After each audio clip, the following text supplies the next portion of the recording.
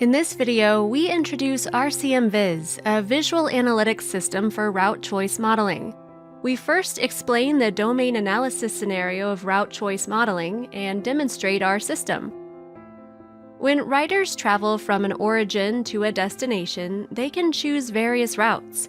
In this situation, which route do people usually take?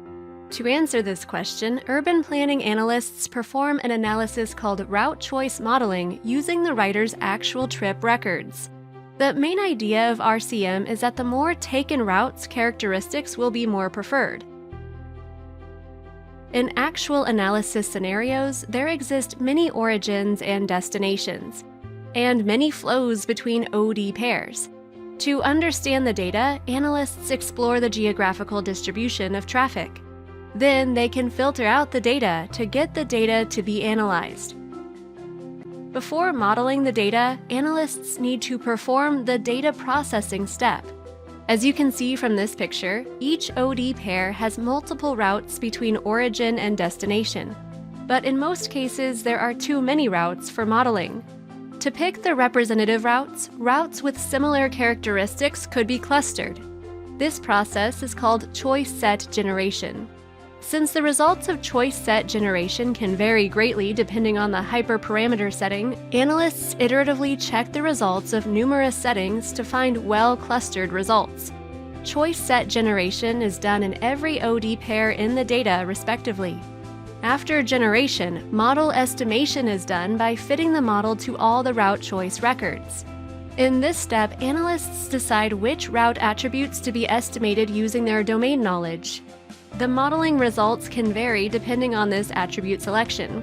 After the estimation, we can figure out which attributes are preferred by inspecting the model coefficients. According to this example, routes with a shorter distance or high primary road ratio are more preferred. More than just knowing the resulting statistics, analysts can explore which region or OD pairs especially support the modeling result. They can use this data-level understanding of the model for dealing with various urban planning issues. Based on this domain analysis scenario, we establish a three-stage analysis framework for route choice modeling. In the exploration stage, users explore and filter data to get a subset of data to be analyzed. In the modeling stage, users generate choice sets and estimate models under numerous hyperparameter settings. They can also compare the modeling results of different settings. In the reasoning stage, users interpret the modeling result at the data level, such as OD pairs or trips, to gain insight into the modeling result. Now we will show the video demonstration of our system. The main goal of the exploration stage is to explore and prepare trip sets for the next modeling stage. We can manage trip sets in a trip set list. The header shows the active trip set, and all the views in the exploration interface show the information of the active trip set.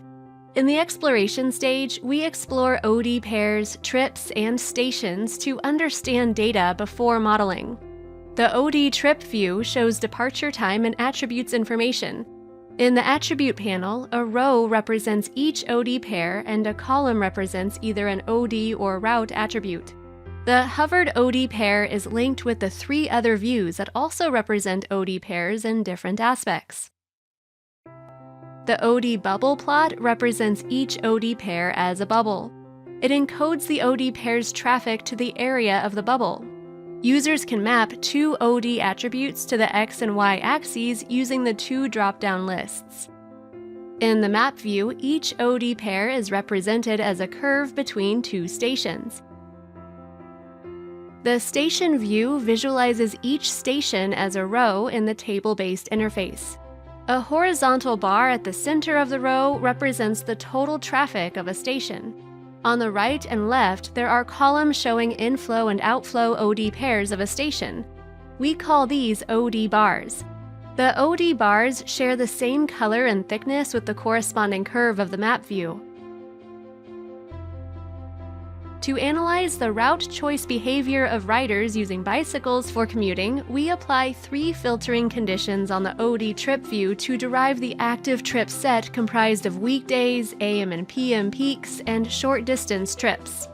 The applied filtering conditions on the trip set are displayed in badges.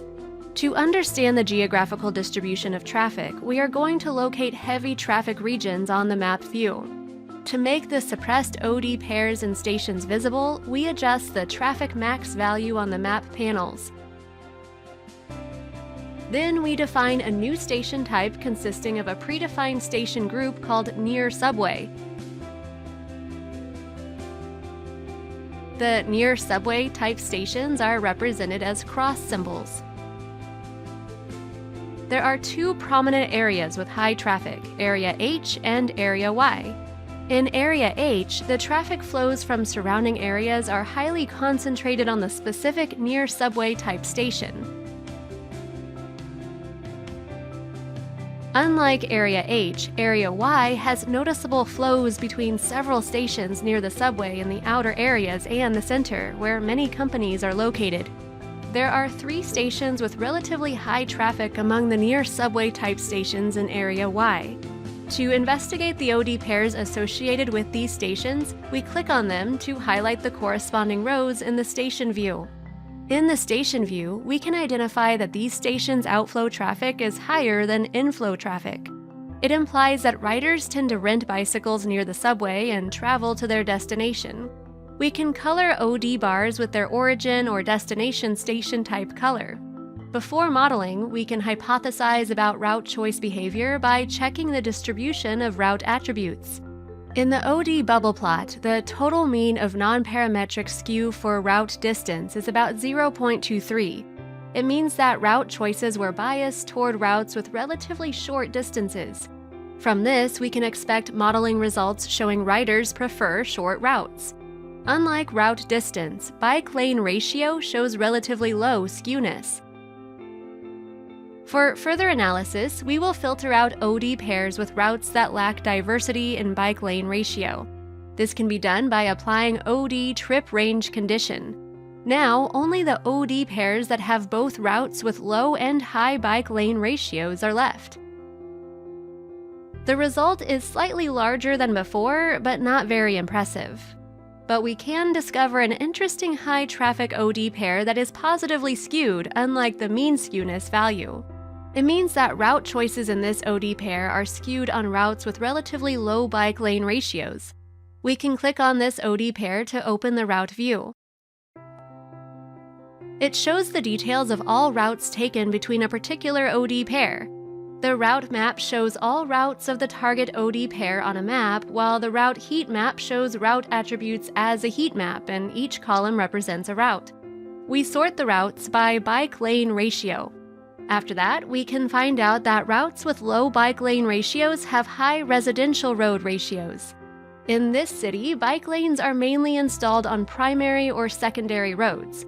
So this pattern implies that riders tend to choose to ride residential roads rather than primary or secondary roads with bike lanes. From this, we can realize that routes with a high bike lane ratio may not always be preferred.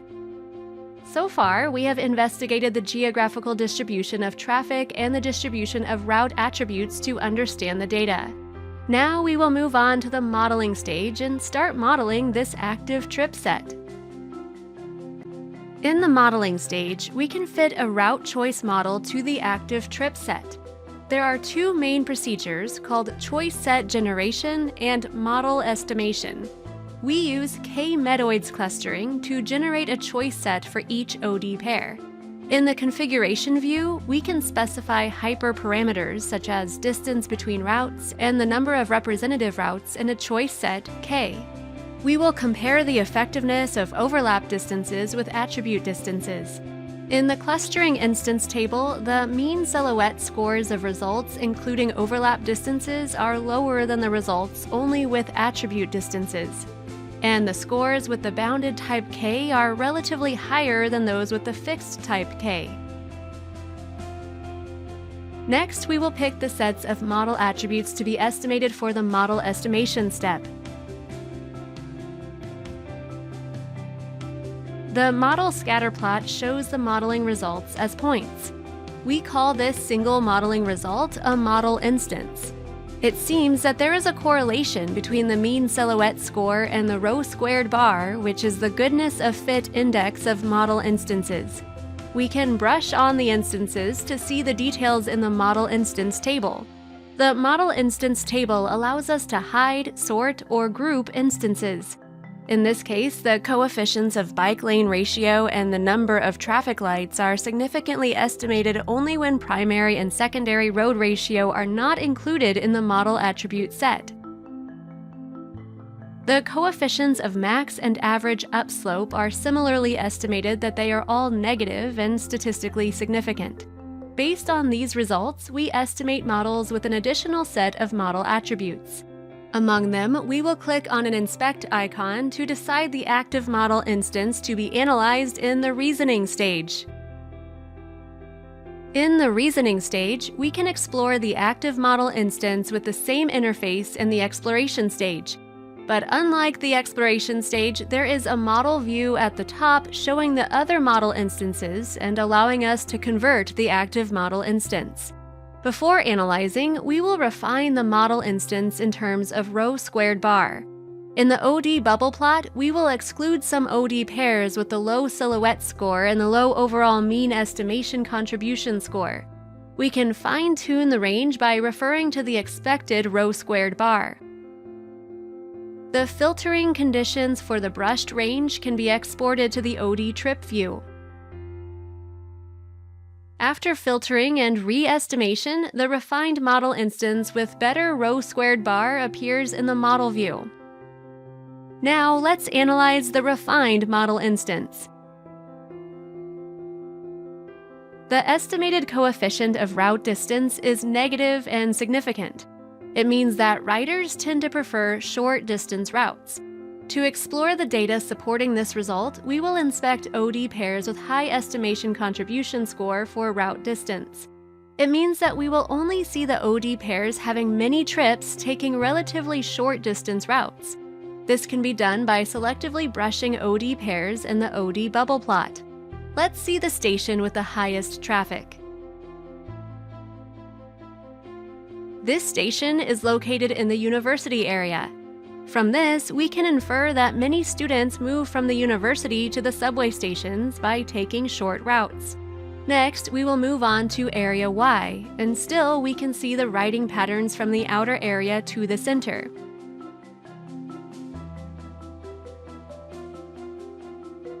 In addition to the route distance, we will inspect data supporting the rider's preference of primary road ratio.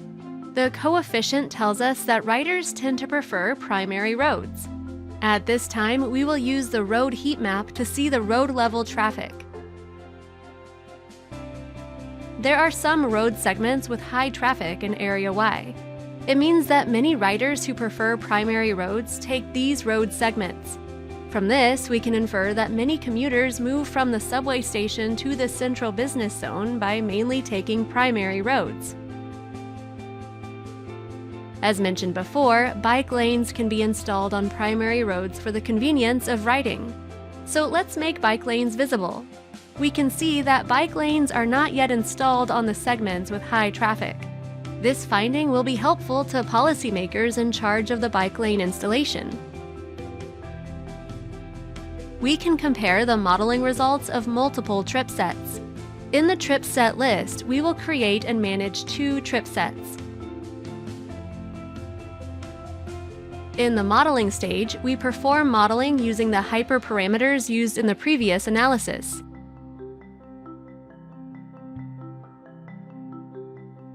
In the reasoning stage, the model instances from the 2 trip sets are collectively visualized in the model view. From this view, we can find insights by comparing the results from different trip sets. For detailed information, please refer to our paper.